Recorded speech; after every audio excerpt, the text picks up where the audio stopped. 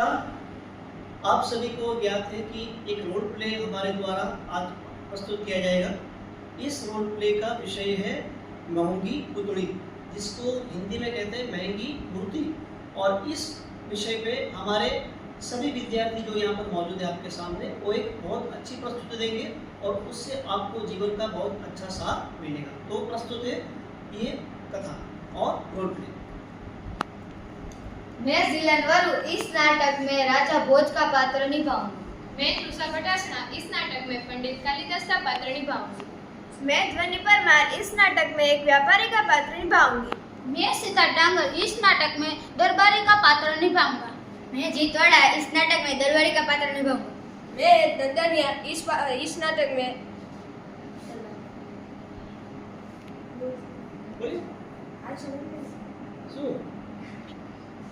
दंदनिया इस नाटक में दरबारी का पात्र निभाऊंगा।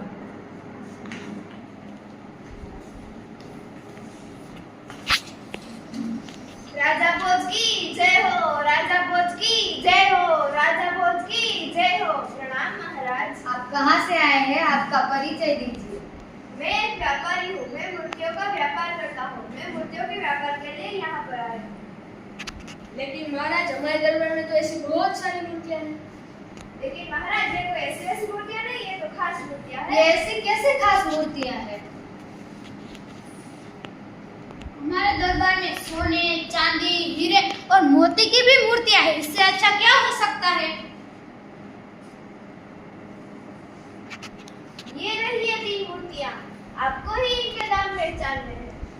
महाराज, यह कैसा व्यापारी है जिसको अपनी मूर्तियों के दाम पता नहीं है?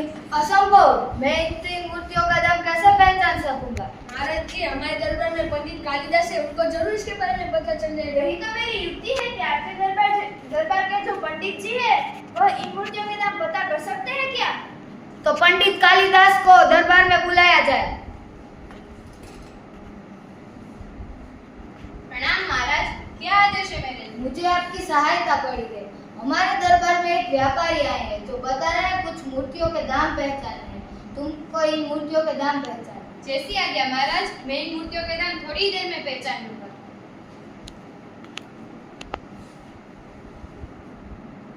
महाराज जी, अब तो पंडित जी को आ जाना चाहिए था। मैं भी वही सोच रहा था कि अभी पंडित जी को आ जाना चाहिए। महाराज, मैंने इन मूर्तियों के दाम पहचान लिए। पहली मूर्ति का दाम 3 कौड़ी है, दूसरी मूर्ति का दाम 10 कौड़ी है और तीसरी मूर्ति का दाम 1.25 लाख रुपए है। 1.25 लाख रुपए? लेकिन महाराज, ये तीनों मूर्तियां तो एक समान दिख रही है। हाँ, तीनों मूर्ति एक समान है। हाँ, एक समान है। मैं भी वही सोच रहा था कि ये 3 मूर्तियां तो एक समान दिख रही है। लेकिन जब मैंने पहली मूर्ति के कान में तार डाला तो उसके दूसरे कान में से बाहर निकला। दूसरी मूर्ति के कान में तार डाला तो उसके मुंह में से बाहर निकला और तीसरी मूर्ति के कान में तार डाला तो बाहर ही नहीं निकला। इस तरह हम पता कर सकते हैं कि पहली 2 मूर्तियां है वह ढोंगी इंसान की तरह ढोंग कर रही है और तीसरी मूर्ति है वह अच्छी चीजों को सुनकर अपने जीवन में उतारने का प्रयत्न कर रही है। इसलिए तीसरी मूर्ति की कीमत सबसे ज्यादा है। अरे वाह महाराज, आपके दरबार के पंडित जी तो बहुत बुद्धिमान है। हाँ, हमारे दरबार के पंडित जी बहुत बुद्धिमान है। हमारी तरफ से पंडित जी को एक पुरस्कार दिया जाएगा। धन्यवाद महाराज। यह नाट्य का सार यह है कि हमारे जीवन में अच्छा सुन के अच्छा उतारना चाहिए। तो आप सभी ने देखा कि इस पूरे नाट्य प्रस्तुति में बच्चों ने आपको ये संदेश देने की कोशिश की है कि हमें जीवन में अच्छा सुनना चाहिए और अच्छा बनना चाहिए ताकि हमारा जीवन अच्छा बने।